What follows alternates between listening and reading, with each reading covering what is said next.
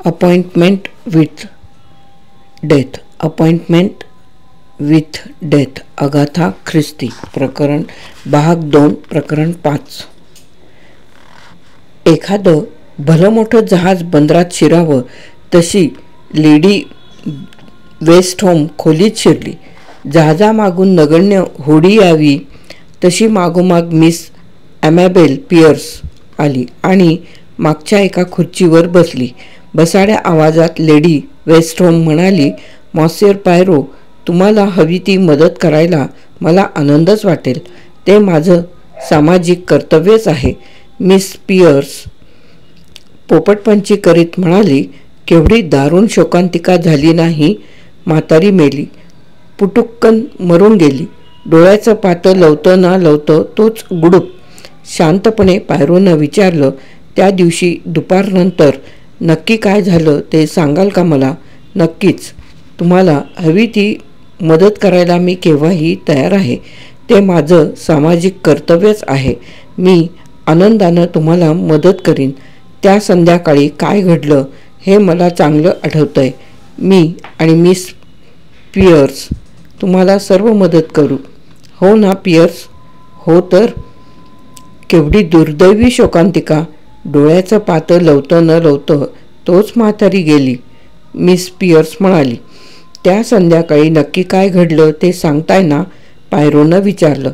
आमचं जेवण झाल्यावर मी थोडी वामकुक्षी घ्यायचं ठरवलं.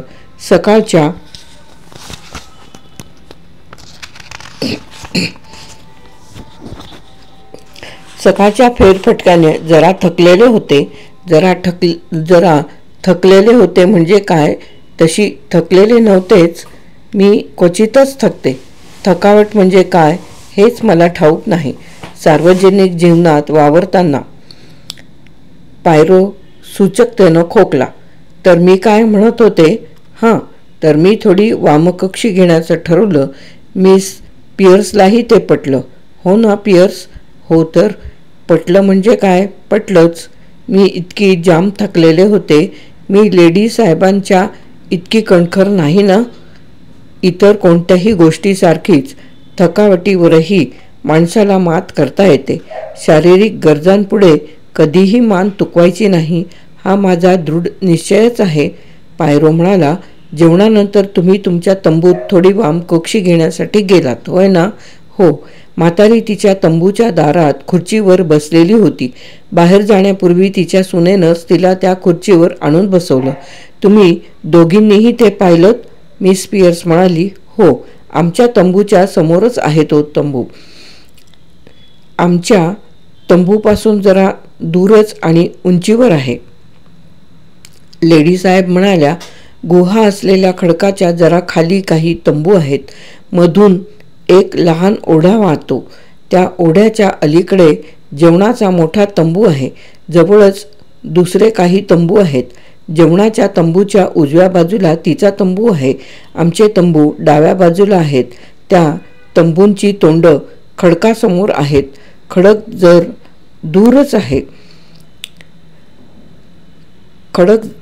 जरा दूरच आहे. जवळजवळ 200 यार्डावर ना? पायरोनं विचारलं. असेल. वाटाड्या महमूद याच्या मदतीनं मी या तळाचा नकाशा तयार केलेला आहे, पायरोनं सांगितलं. त्या वाटाड्याच्या मदतीनं? मग तो नक्कीच चुकीचा असणार. ते जी माहिती देतात ती 90% चुकीची असते. तिच्याकडे दुर्लक्ष करीत पायरो म्हणाला, या नकाशावरून असं दिसतंय की म्हातारीच्या तंबूच्या शेजारच्या तंबूत लेनॉक्स आणि त्याची बायको मुक्कामाला होते. रेमंड, कॅरोल आणि जिनेव्हरा यांचे तंबू उजवीकडच्या खालच्या बाजूला होते, जेवणाच्या तंबूच्या विरुद्ध बाजूला. जिनेव्हराच्या तंबूच्या उजव्या बाजूला डॉक्टर जिरार्डचा तंबू होता. त्याच्या शेजारीच सारा किंगचा तंबू होता. ओढ्याच्या दुसऱ्या बाजूला तुमचे आणि जेफरसन कोप यांचे तंबू होते. बरोबर? बरोबर. थँक्स. आता लेडी वेस्टहोम पुढे बोला. साधारणपणे 3:45च्या सुमाराला मी पियर्सच्या तंबूत गेले. ती जागी झाली असेल तर तिला घेऊन थोडं फिरून यायचा माझा विचार होता. पियर्स तिच्या तंबूच्या दारातच वाचित बसलेली होती. अर्ध्या तासानंतर फिरायला जायचं ठरवून मी परत माझ्या तंबूकडे आले आणि साधारणपणे 25 मिनिटं वाचित बसले. यानंतर आम्ही दोघी फिरायला बाहेर पडलो.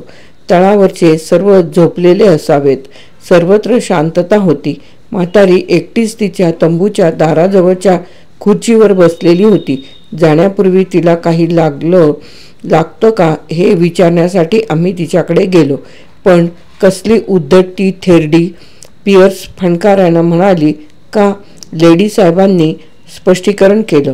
अहो, आम्ही तिला काही लागतं का म्हणून विचारलं तर एखाद्या घाणेरड्या वस्तूकडे पाहावं तसं आमच्याकडे घृणेनं पाहून ती फक्त गुरगुरली. वैतागाच्या भरात मीही काहीतरी अनुदार शेरेबाजी केली.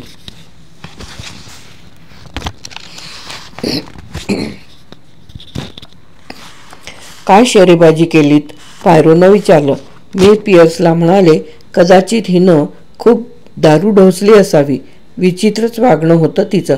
त्या दिवसभरात ती तशीच विचित्रपणे वागत होती का? नाही, तसं मला काही जाणवलं नाही. पण त्या नोकराशी ती किती वाईट वागली. फार टाकून बोलली त्या बिचाऱ्याशी, पियर्स म्हणाली.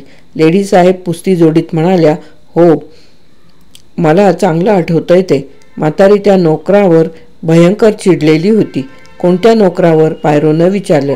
तळावरच्या त्या बदावनी नोकरावर. तो बिचारा घाबरून तिथून जवळजवळ पळालाच. हातातली काठी उगारीत म्हातारी त्याच्यावर ओरडत राहिली. खरं म्हणजे त्या बिचाऱ्याचा काहीच दोष नव्हता. तो बदावनी, त्याला इंग्लिश भाषा समजत नाही आणि त्याची भाषा आपल्याला समजत नाही. ती एक डोकेफोडच असते. पण प्रवासात ही डोकेफोड सहन करायला हवी असते. पण म्हातारी त्याच्यावर ओरडत होती. काय ओरडली ती? मला काही ऐकू आलं नाही. तुला काही ऐकू आलं पियर्स? नाही. कदाचित तो जिनेवराच्या तंबूत शिरला म्हणून ती चिडली असावी. मला नक्की सांगता येणार नाही, पियर्सनं उत्तर दिलं. तो नोकर दिसायला कसा होता? मला सांगता येणार नाही. आम्ही दूर होतो, पण हे अरब लोक सगळे सारखेच दिसतात, पियर्स म्हणाली. पण लेडी वेस्टहोमनं खुलासा केला. चांगला उंचापुरा होता. डोक्यावर अरबी पद्धतीचं फडकं गुंडाळलेलं होतं. कपडे ठिगळं जोडलेले होते आणि जीर्ण होते. तुम्ही त्याला ओळखू शकाल? मला शंका आहे.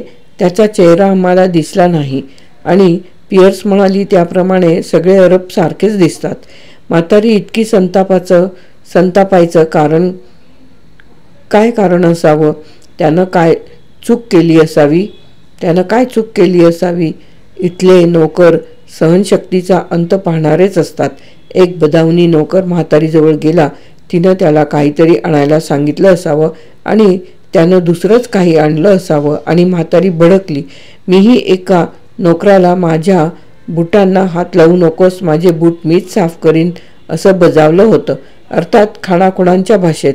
त्याला ती भाषा समजली नाही आणि त्याने माझे बूट नेलेच. म्हातारीनं नोकराला काय काम सांगितलं होतं? पायरोनं विचारलं. आम्ही दूर होतो. आम्हाला काहीच ऐकू आलं नाही. तू काही ऐकलंच? पियर्स. नाही. कदाचित जिनीच्या खोलीतून तिनं काहीतरी आणायला सांगितलं असावं किंवा कदाचित तो जिनीच्या तंबूत गेला म्हणून ती संतापली असावी. नक्की मला सांगता येणार नाही, पियर्स म्हणाली. मी सांगितलं नाही, बदावनी म्हणजे फार वैतागवाणे असतात. एकाला माझा बूट. पायरो गाईनं म्हणाला, माझं तुमच्यासारखंच आहे. मीही बूट साफ करण्याचं सामान नेहमी बरोबर नेत असतो. स्वतःचे बूट स्वतःच पॉलिश करतो. दुसऱ्या कोणालाच माझ्या बुटांना हात लावू देत नाही. माझंही तुमच्यासारखंच आहे. बुटाचं सोडा, हे अरब लोक आपल्या सामानावरची धूळसुद्धा झटकत नाहीत. कधीच झटकत नाहीत. दिवसातून 3-4 वेळा आपल्याला झटकावी लागते. मिस पियर्सनं पुस्ती जोडली.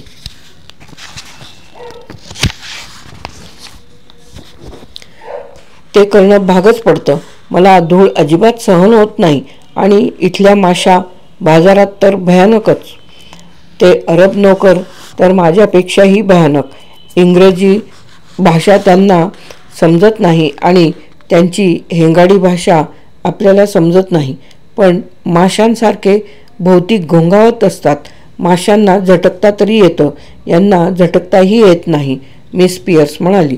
म्हणूनच म्हातारी संतापली असेल, पण परदेशातल्या प्रवासात स्थानिक लोकांच्यावर असं संतापून चालत नाही. शांततेनेच घ्यावं लागतं. खरं आहे, पण लेडी वेस्टहॉम म्हातारी का संतापली याचं कारण आपण त्या नोकराला विचारून समजून घेऊ. तूर्त तुमची हकीकत सांगताय ना. आम्ही फिरायला गेलो. वाटेत आम्हाला डॉक्टर जिराड भेटले. जोखंड्या देत चालत होते.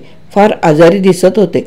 थरथर कापत होते. सर्व अंग हुडहुडी भरल्यासारखं कापत होतं. पियर्स म्हणाली, ही मलेरियाची बाधा असावी हे मी लगेच ओळखलं. त्यांच्याबरोबर जाऊन त्यांना क्विनाईन द्यावं म्हणून मी त्यांच्याबरोबर परत यायला निघाले, पण त्यांनी नकार दिला. माझ्याजवळ क्विनाईन आहे असं ते म्हणाले. म्हणून आम्ही पुढे निघालो आणि एका खडकावर जाऊन बसलो. तिथून तुम्हाला तळ दिसत होता का? आम्ही तळाकडे तोंड करूनच बसलेलो होतो. बॉयंटन कुटुंबापैकी दुसरं कोणी तुम्हाला दिसलं का? हो. लेनॉक्स पुढे आला. कडक उन्हाचा त्याच्यावर परिणाम झालेला असावा. डोकं दाबीत चाललेला होता. अशा उन्हात मान झाकून घ्यायला हवी. परत तळावर आल्यानंतर लेनॉक्सनं काय केलं? तो तडक आईपाशी गेला. तो तिच्यापाशी अगदी थोडा वेळ होता. एखाद दुसरं मिनिटच असेल. नंतर तो स्वतःच्या तंबूत गेला आणि तिथून जेवणाच्या तंबूकडे गेला. आणि त्याची बायको 15 मिनिटांनी ती आली. तडक जाऊन ती सासूशी बोलली. नंतर स्वतःच्या तंबूत जाऊन ती खुर्ची घेऊन आली आणि सासूच्या शेजारी येऊन बसली. साधारणपणे 10 मिनिटं ती म्हातारीशी बोलत असावी. नंतर जेफरसन कोप आला आणि त्यानं आम्हाला जवळच्या प्रेक्षणीय स्थळाबद्दल सांगितलं. आम्ही त्याच्याबरोबर ते स्थळ पाहायला गेलो. 6 वाजायला 20 मिनिटं असताना आम्ही परत तळावर आलो. म्हातारी तेव्हाही तिथंच बसून होती. पायरोनं विचारलं. हो. नंतर तुम्ही काय केलं? नंतर मी माझ्या तंबूत गेले. बूट, कपडे वगैरे बदलले. माझं चिनी चहाचं पुडकं मी घेतलं आणि आम्ही जेवणाच्या तंबूत गेलो. नोकर जेवणाची तयारी करीत होते. लेनॉक्स आणि त्याची बायको एका कोपऱ्यात काहीतरी वाचित बसलेले होते. कॅरोल बॉयंटनही होती. वाटाड्याही होता. त्याला मी चहा कसा करायचा ते सांगितलं. तो म्हणाला, अर्ध्या तासात जेवण तयार होईल. मी म्हटलं की चालेल. तरी माझ्यासाठी आणि पियर्ससाठी चहा तयार कर. मी नेहमी म्हणते की चहासारखं पेय नाही. मिस पियर्सनं पुस्ती जोडली. मिस्टर जेफरसन कोपचं काय? पायरोनं विचारलं. तो येऊन आमच्याबरोबर चहा प्यायला बसला. वर म्हणतो कसा?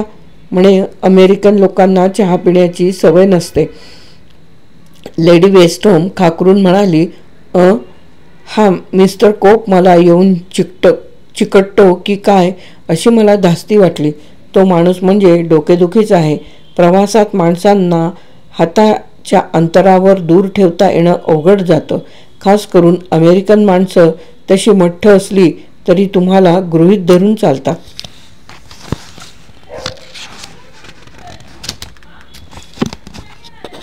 लेडी वेस्टहॉम, असे प्रसंग कसे टाळायचे हे तुम्हाला चांगलंच माहिती असलं पाहिजे.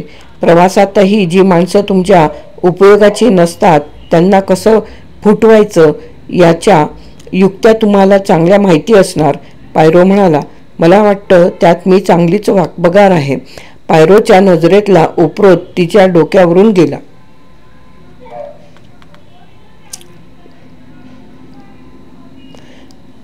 आता तुमची पुढची हकीकत सांगताय ना? पायरोनं मुद्द्यावर येत विचारलं. थोड्याच वेळानं रेमंड आणि त्याची बहीण असे दोघे आले.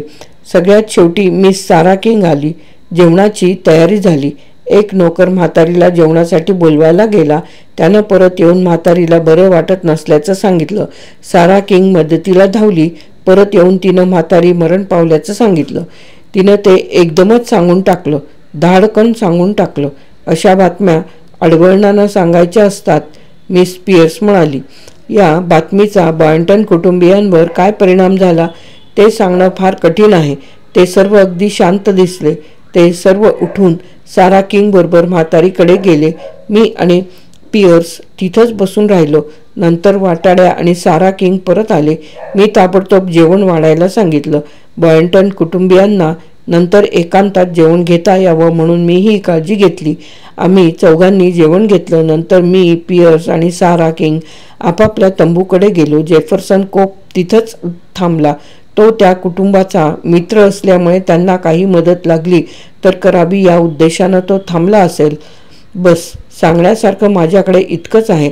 म्हातारी मरण पावल्याची बातमी ऐकून सारा किंग बरोबर बॉयंटन कुटुंबातले सर्व गेले का? आता लक्षात आलं. ती धाकटी बहीण जिनेव्हरा नाही, ती दुसरी लालसर केसांची बहीण इथंच बसून राहिली. इथं बसून काय केलं तिनं काय केलं? मॉन्सियर पायरो, मला आठवतंय त्याप्रमाणे तिनं काहीच केलं नाही, लेडी वेस्टहॉम उत्तरली. म्हणजे ती विणकाम करीत बसली की वाचित बसली? तिच्या चेहऱ्यावर चिंता, उत्कंठा असं काही दिसलं का? ती काही म्हणाली का? पायरोनं विचारलं. मला आठवतं त्याप्रमाणे फक्त स्तब्ध बसून राहिली. अचानक मिस पियर्स म्हणाली, मला आठवतंय तिच्या बोटांची अस्वस्थ चाळवाचाळव चाललेली होती. त्यावरून तिची मनस्थिती उघड होत होती. चेहऱ्यावर मात्र कुठलाच भाव दिसत नव्हता, फक्त बोटांची चाळवाचाळव आणि हातांची उघडझाक. मला आठवतंय एकदा मी अस्वस्थ असताना बोटांची चाळवाचाळव करत होते. त्या चाळवाचाळवीत मी हातातली 1 पाऊंडाची नोट फाडली, हेही माझ्या लक्षात आलं नाही. माझी आजी गंभीर आजारी होती, अगदी मरणाच्या दारात होती. पहिली गाडी पकडून तिला भेटायला जाऊ का की जाऊ नको असा प्रश्न मला पडलेला होता आणि निर्णय घेता येत नव्हता. शेवटी मी तार फाडून टाकायचं ठरवलं आणि तारेऐवजी 1 पाऊंडाची नोटच फाडली. अगदी तिचे तुकडे तुकडे केले. मिस पियर्सचं हे आगाऊपणाचं बोलून लक्ष आपल्याकडे खेचून घेणं लेडी वेस्टहॉमला पसंत पडलं नाही. तिनं मिस पियर्सला पुढे बोलू न देता पायरोला विचारलं, तुम्हाला आणखी काही विचारायचं का मॉन्सियर पायरो? नाही, काही नाही.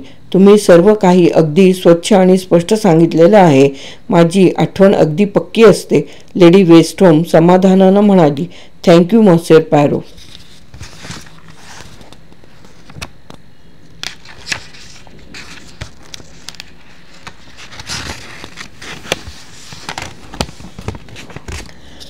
त्या दोघी उठू लागताच पायरो म्हणाला, एक शेवटची विनंती. बसल्या होता तशाच बसून राहा. लेडी वेस्टहॉम मागे वळून मिस पियर्सकडे पाहू नका आणि सांगा, आज पियर्सनं कोणता वेश अंगावर घातलेला आहे?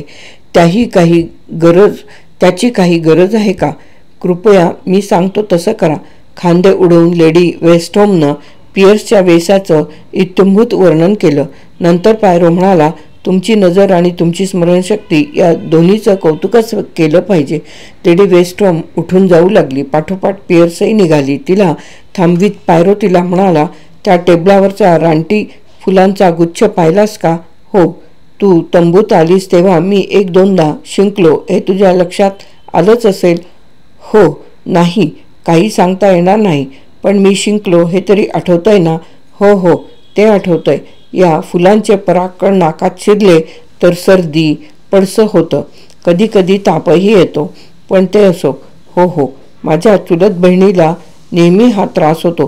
ती नेहमी सांगायची की रोज नाकावर फवारा मारला, द्रवरूप बोरॅसिक. थँक्स. तिची लांबण थांबवण्यासाठी पायरो म्हणाला. पियर्स गेल्यावर पायरो स्वतःशीच पुटपुटला, पण मी शिंकलेलोच नव्हतो, मुळीच शिंकलेलो नव्हतो. अपॉइंटमेंट विथ डेथ, अगाथा ख्रिस्ती भाग 2 प्रकरण 5 येथे समाप्त.